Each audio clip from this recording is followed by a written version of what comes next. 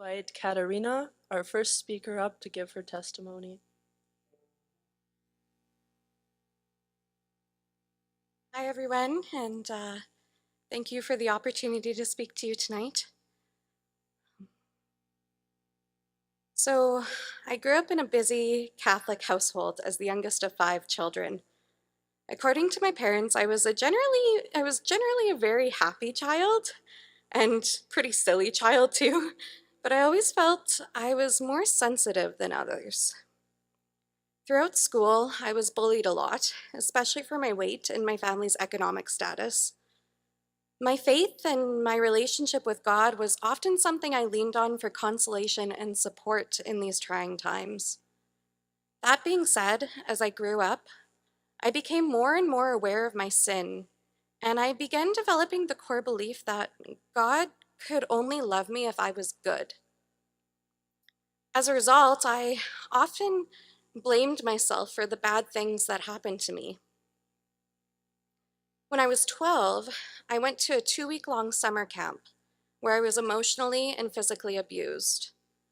Again, feeling like what had happened to me was my fault, I didn't tell anyone until years later about what occurred there.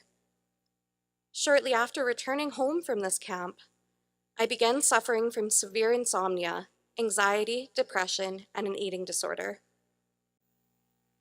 I started really struggling in school and had a lot of trouble staying focused and getting my assignments done on time.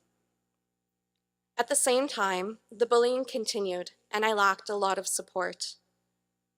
At the age of 14, after being too afraid to leave the house for a month, I attempted suicide for the first time. I wanted the pain to end, and I was crying out for help.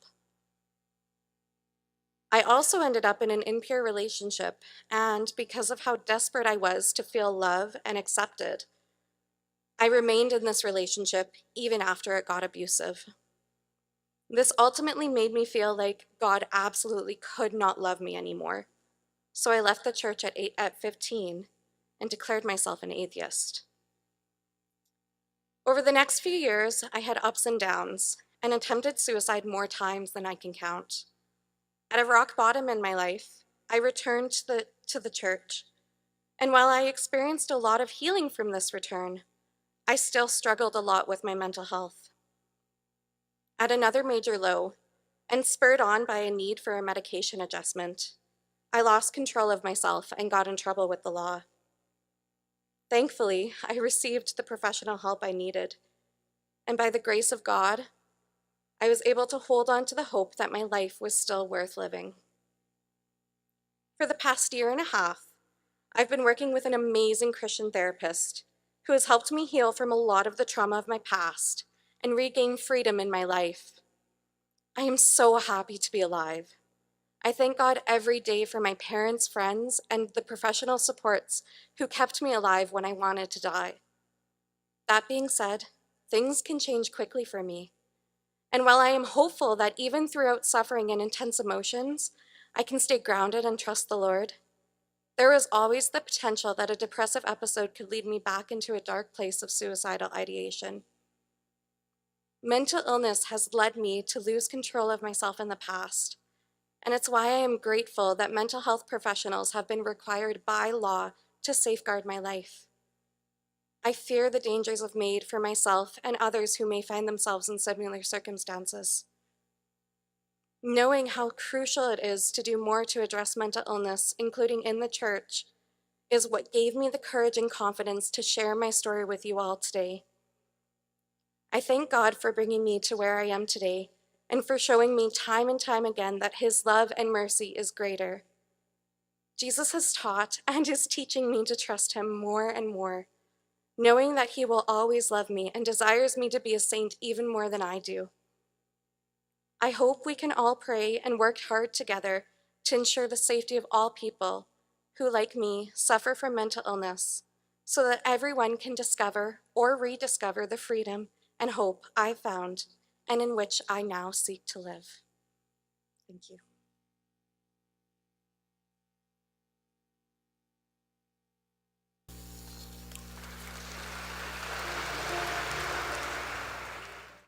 Thank Thank you, Katerina. Now I welcome Sheila.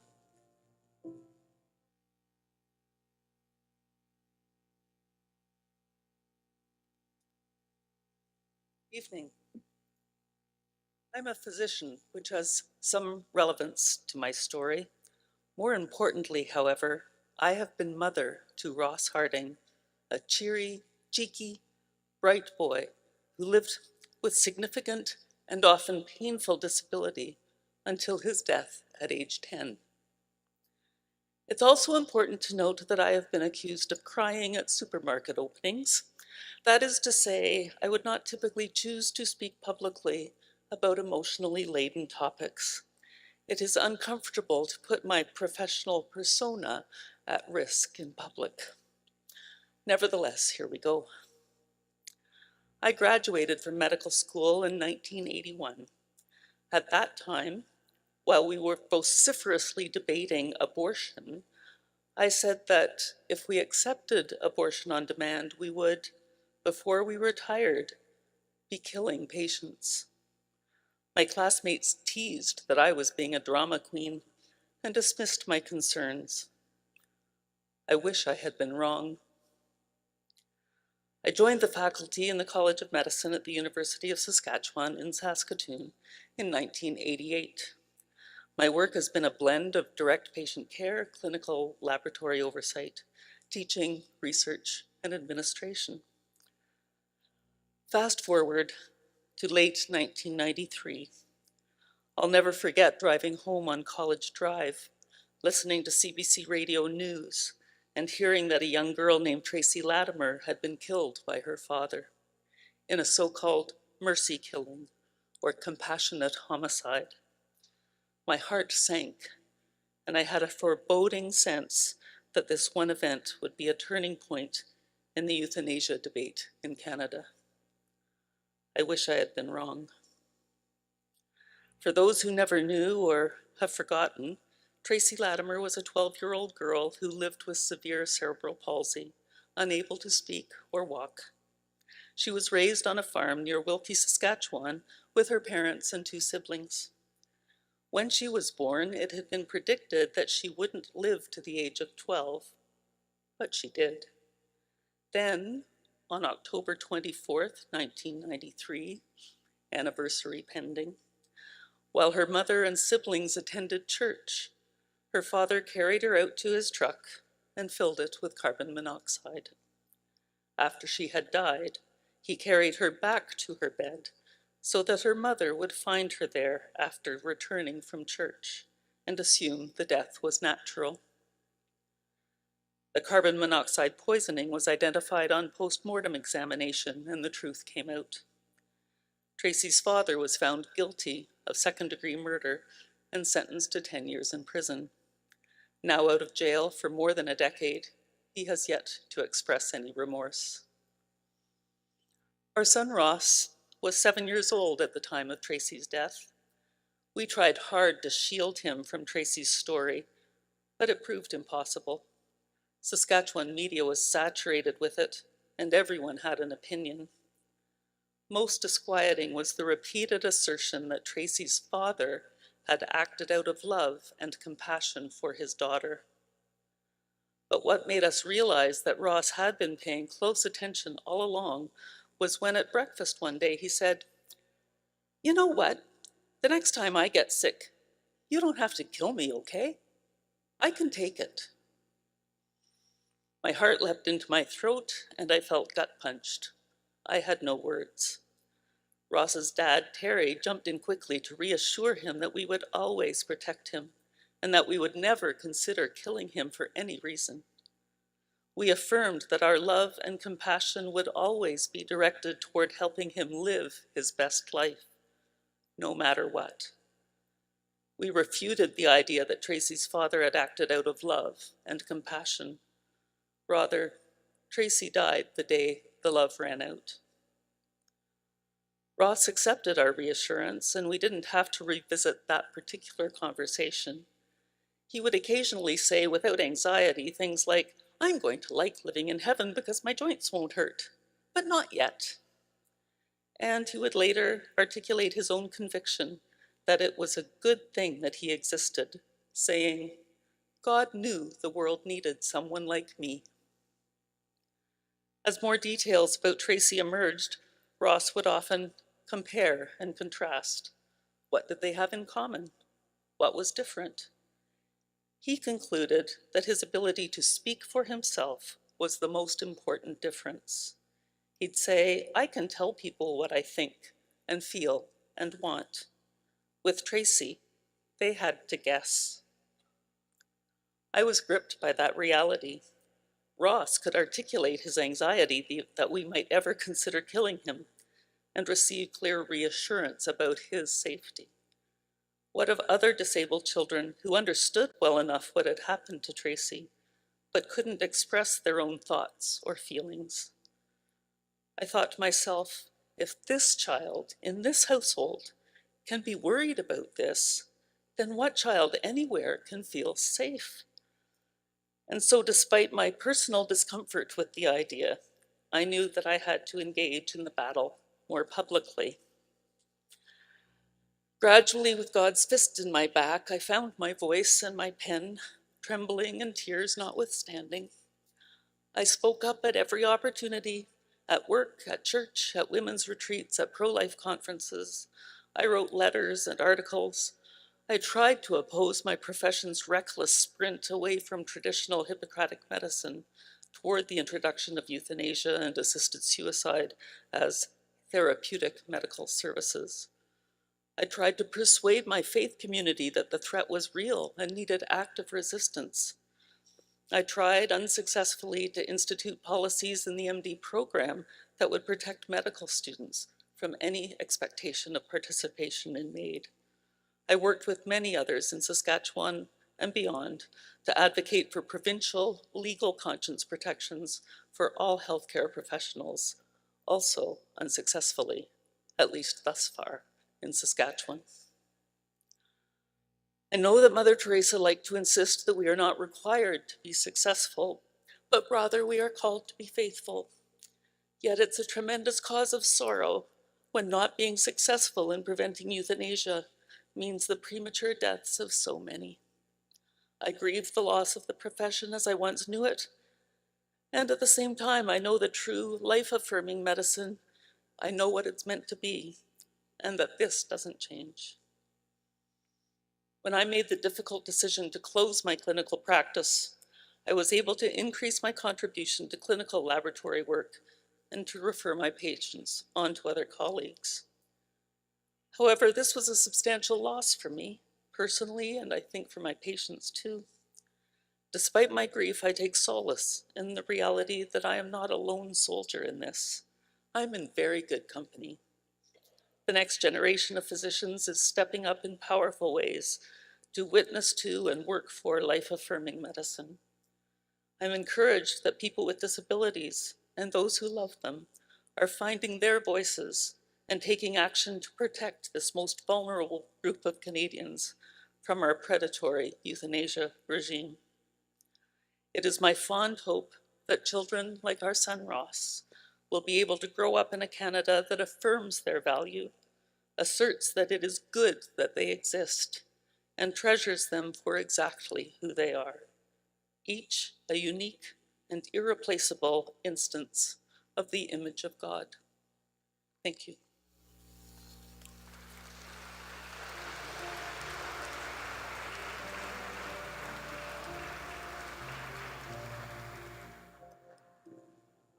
Thank you, Sheila.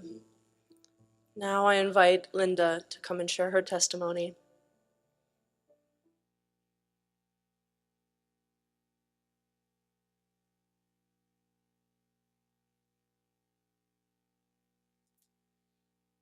Good evening. 11 months ago, just one day after our 88-year-old father was moved into a long-term care home in the Saskatoon Health Region, I, as patient advocate, received a blanket email from nursing to all families of the residents there.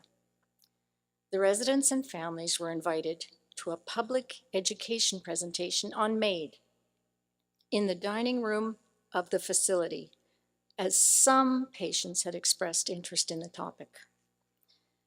Now, this is wrong on so many levels. My siblings and I were expecting palliative care until natural death in a long-term care facility that provided palliative care. We did not want an unasked for education on MAID. We wondered why not a single filter had been applied. If they had bothered to check, his 2019 health directive showed that he wanted a natural death. And in 2022, he failed a cognitive test. But no one asked before sending that email. We were so perturbed by this unwelcome invitation that we did not want him to remain at the facility we had just transferred him to. We worried, we obsessed, we resented the emotional turmoil that this intrusion brought into our already tumultuous lives, and we became defensive for our loved one. Each one of us was deeply concerned. Had someone approached our father with this invitation? It was hard not to overreact to that email. And my siblings and I did not want to make a rash decision, but we took this very personally. I still cannot find the words to express the level of disappointment and the distrust that we each had and still have in the SHA, health professionals who actively promote MAID when they should be focused on providing palliative care to our vulnerable aging population and their distressed families. We knew we were in the final weeks or months of our father's life, and we were prepared to accompany him until it was his time to go. He was not afraid of the human experience of suffering, of goodbyes, of dying, and neither were we. As family and friends care for a loved one that is preparing to loose their mortal coil, those of us who are chosen as companions will anoint them with tenderness, with love, with our tears. Our family experienced moments of deep sorrow, moments of stillness, of clarity, and a closeness to our dad that could only be compared to that of a mother and her newborn. Holy moments and sacred ground. So a good life, every life is like a good book, and we wanted one more chapter, one more page, one more word, but we knew we were coming to the final page, written by the author of all life. We did not turn away from the inevitable sorrow and the loss. Dad had 7 weeks in that facility. His fragile body was failing as end-stage multiple myeloma took its toll. But his spirit never faltered. His faith never faltered. When he was too ill to attend a prayer service, he prayed along from his bed. He shared his love of music, and you could often hear polka tunes from his CD player as we walked toward his room for a visit. There was one fellow who cried out and bellowed during meals, and it disturbed everyone's peace. Dad wasn't there for too many days when he wheeled over and gently touched the man on the forearm, saying, "Do you mind if I sit with you?"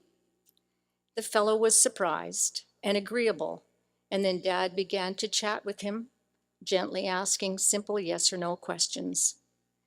If the fellow was bellowing from his room 3 doors down, Dad would wheel over and offer him a wrapped toffee, which took some concentration to open and a bit of time to chew, and all was quiet.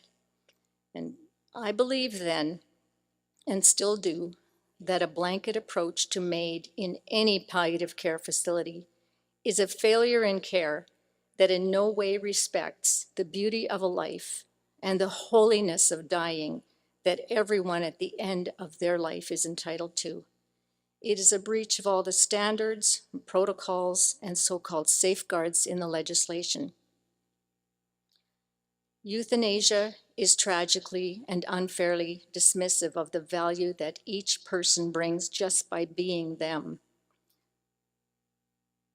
The staff told us that they fell in love with our father within a day and a half of his arrival. He glowed with love. It radiated from him. He lived with compassion. He embraced his circumstances, as did we, and those 7 weeks were full of life.